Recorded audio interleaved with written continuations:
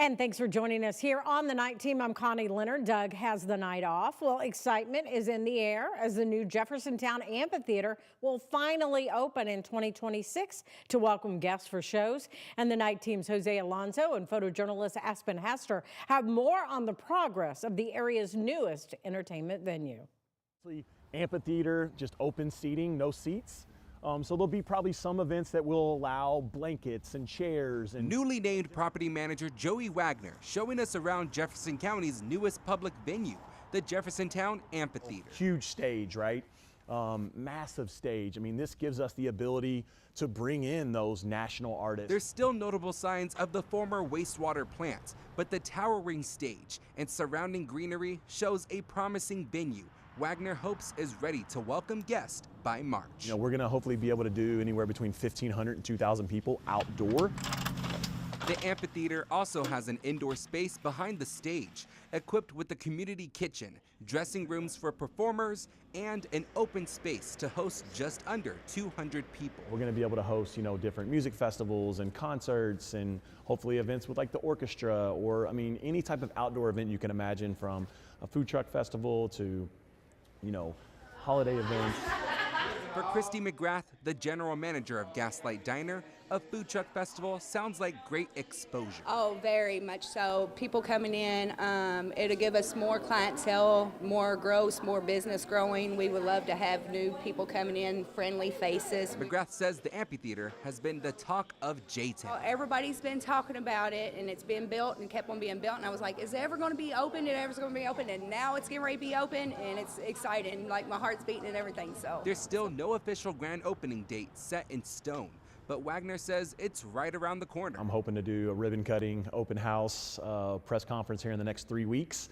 As soon as the mayor and their team gives me the final PO on like capacity and we're good to go, then we'll start booking events. Exciting things coming to East Louisville in 2026. In Jeffersontown, Jose Alonso, WHAS11 Night Team on your side. The Jeffersontown Amphitheater is currently accepting bookings for concerts, weddings, and private events for the rest of the year. Wagner says he hopes the venue will help expand the annual Gaslight Festival as well.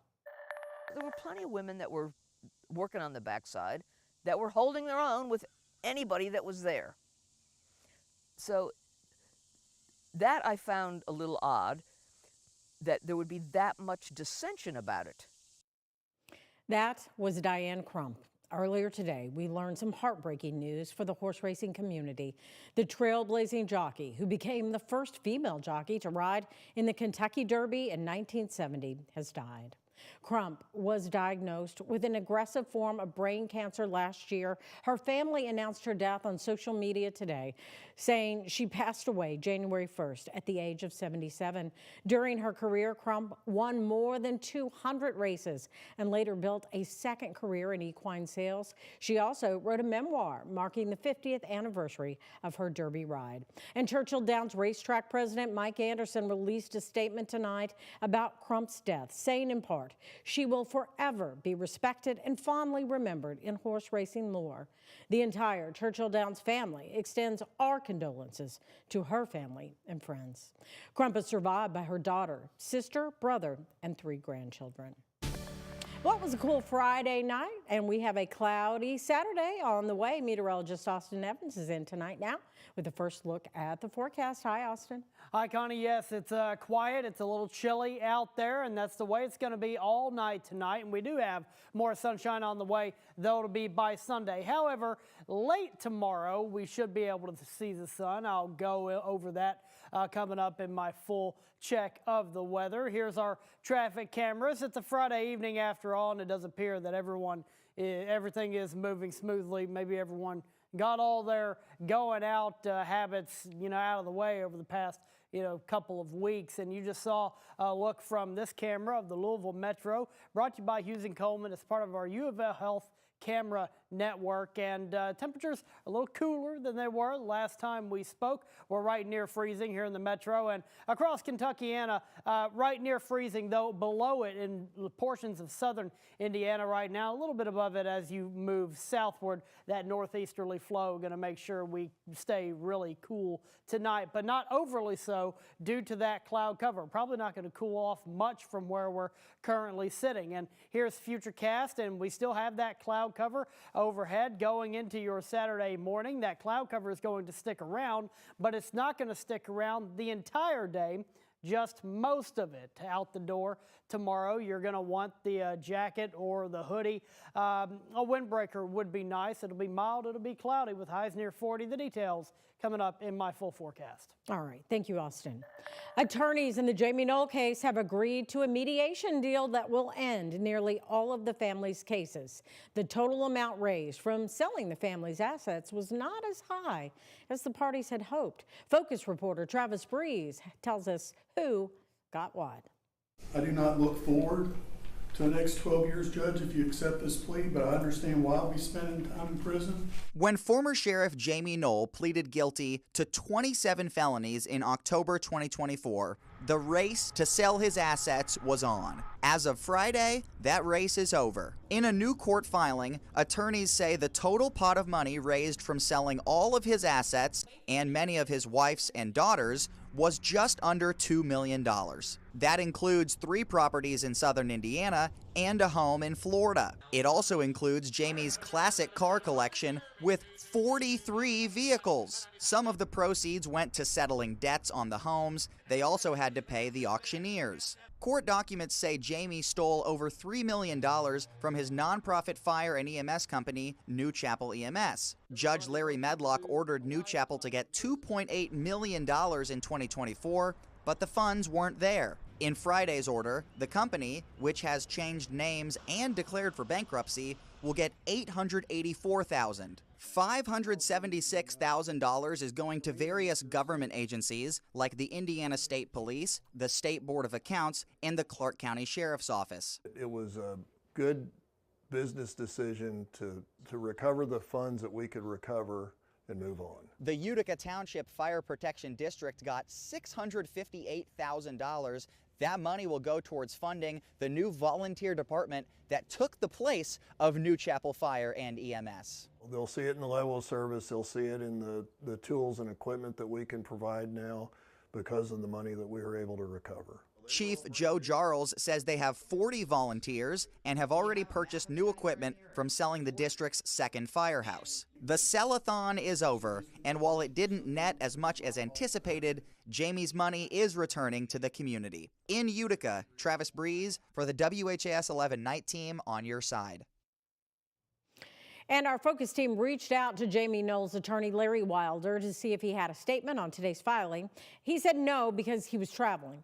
There is a clause in the filing that if Jamey Noel comes into any more money, he has to attempt to fulfill the original restitution.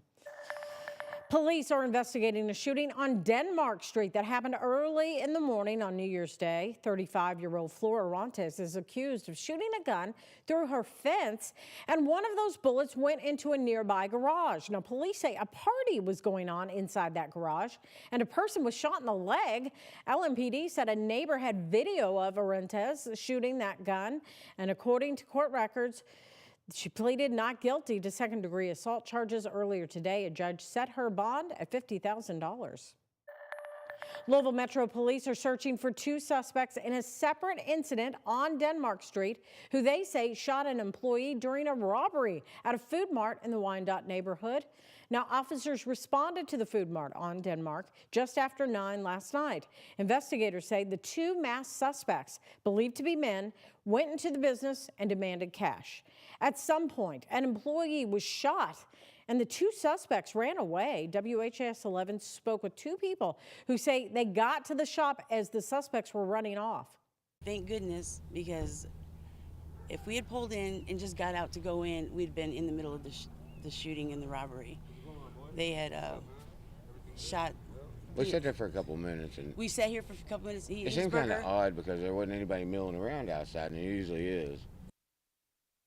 Now, the Food Mart employee was taken to the hospital. Right now, we don't know his condition. Anyone with information that could help the robbery unit with this case can call the anonymous tip line at 574-LMPD.